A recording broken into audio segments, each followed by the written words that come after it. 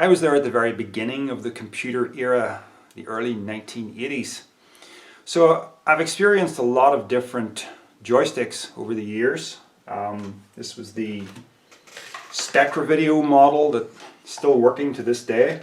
I inherited this one from my uncle. It's not a bad joystick actually. It's also known as the Quick Shot, but this one's branded Spectra Video, which means it's the older variant of this stick. And the one that I used mostly on the Amiga platform much later was the Zip Stick. It's micro-switched. That's what when you're hearing the clicks. Those are the micro-switches. It's a pretty good joystick, but it's very stiff and the base isn't quite big enough for me personally with big hands. I'm 6'3", so I'm a large person. It's okay, but the stiffness of it means that if you're playing for about half an hour, your hand gets quite tired. There have been other joysticks, but my favorite of all was always the Mach 1. And this came up recently on a sale in one of these Spectrum Facebook groups, and I snapped it up for £6 plus postage. I'm glad to say it was marked as tested. It was working. Unfortunately, the micro switch to the right hand side had lost its clickiness. It was working, but it wasn't quite up to scratch. Now you can hear that it's clicking now correctly. That's because I was able to repair it. See, it sounds just like the other four directions. This was a great stick because it had a nice big base. If you were left-handed, you could also use it like this.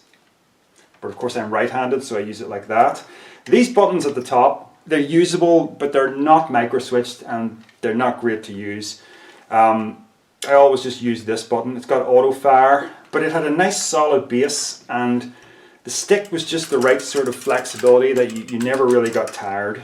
And once I tried this, once I got used to it after a few minutes, I clocked up my best ever score on Beggars in Space on the Spectrum Next. So there you go. Really great to have this back again. But how did I repair the right hand side? Well, I opened it up, which is very easy to do, and we're going to do that in a moment. And I was able to take the micro switch from the button that I wasn't using. You can hear it's no longer micro switched. Hear the difference in sound. There's nothing underneath this, it doesn't work. I was able to take the micro switch, remove the micro switch for the right hand side, and pop the one in for the button. And it's brought it back to life. But I don't like the fact that this isn't working. Even though I don't use that button, I just want it to be working anyway. So on eBay, I picked up another Mach 1, which I have disassembled. You can see the guts of the inside of it. It looks very untidy, but it's actually really not that complicated. You've got, imagine it just sits like this, okay? That's the way it sits. So here is the left button, here is the right button, and that's up, down, left, and right. And you can see there's all these little things here. These are very simple in that all I have to do is make an electrical connection and between the 2 points, and it's registering that something was pressed on the spectrum. And a micro switch just looks like this. Okay, it's got two little prongs on it. Can you see that? Bring it a little closer.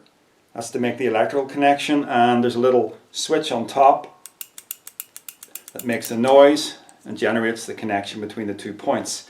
Now, I've taken all the micro switches out of this one, discovered that there were 3 that were working and 3 that were not, which was a bit disappointing because I was hoping to use this for a lot of spares. I bought it because it was advertised as a broken joystick. You can see there's some damage here on it and the auto fire button's gone. So I really just bought it, and it only cost me £3 plus postage. Bought it just to extract the micro switches and have spares, because if there's any wear and tear on a joystick like this, you know, over time, it's the micro switches that go, because they're the things that really take the beating when you're playing it. It's more likely to be the micro switch than anything else that goes. So in the interests of keeping this vintage hardware alive as long as possible, it's great to have some spare microswitches. So I've set 3 faulty ones over there. I've got 3 good ones over here. Now what we're going to do is I'm going to open up the working joystick once again. It's just 4 screws at the bottom. And we're going to put a good microswitch in where one is missing. So the reason I'm making this video is just to show you that if you have an old Mach 1, and probably many other joysticks as well that are microswitched, they're probably just as easy to repair. I've never been inside the zip stick, but it's probably something similar. It might be a different style of microswitch. They're not all the same. But it's really not hard at all to repair a faulty Mach 1. So if you've got one and it's not working, please don't throw it out. Look on eBay, see if you can get another one, and you can cannibalize 2 joysticks together and get one that's working. It's just a matter of changing the microswitches. Or take the microswitches out of yours and sell them as microswitches for the Mach 1. Somebody out there will have a Mach 1 and will want the microswitches, and you can make yourself a few pounds. Just don't throw it out. Come on, last screw. There we go. So I'll just be very careful how I open this, because there are wires connecting the top and bottom. Take off the little shield for the auto fire button. It just pops on and off. And now it'll lift off easily. Here we go.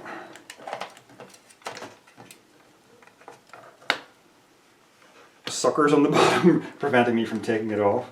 Okay, there's not a lot of, but I've got to be careful because there's not a lot of,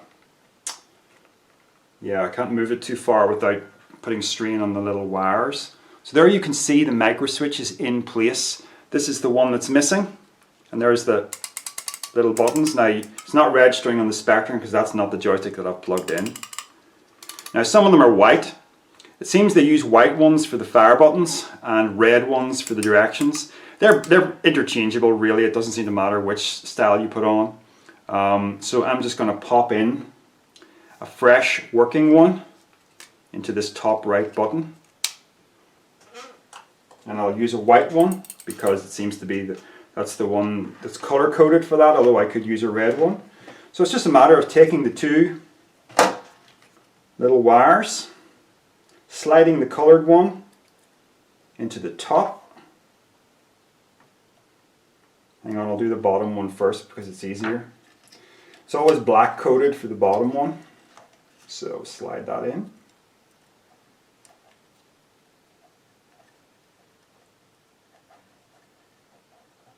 It's quite stiff.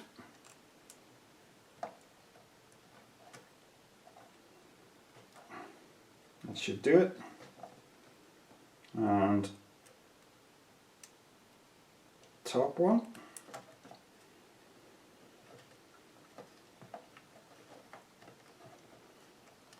There we go.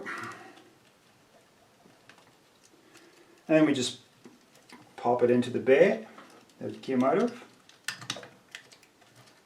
And that's it. Let's see if I can get that to stay down a little more. Yeah, that's better. That's not going anywhere. And I just place the cover on again.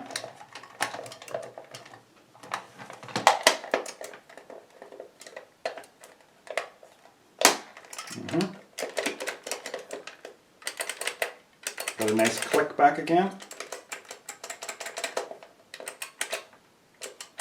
Good. That all sounds correct. And let's get the screws on.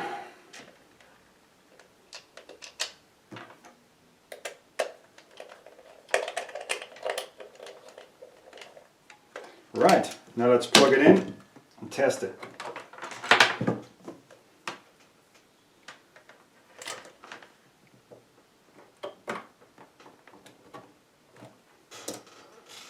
Okay, left is working, right is working. You can see it moves the cursor on the screen if that's in view. It might be out of view actually. Up's working, down's working, Right's working. Left is working. Is the fire button working on the left? Yep. On the right? Yep. I'm hearing the click. This is a little joystick tester program. It's very easy to test a joystick more efficiently. I don't think you can see it, so I'll just read it out to you. It's a real simple program. It just goes 10 print at 11,15, which is the center of the screen, semicolon, in 31, port 31 is the Kempson joystick, right? So it's in 31, semicolon, quote, space, quote.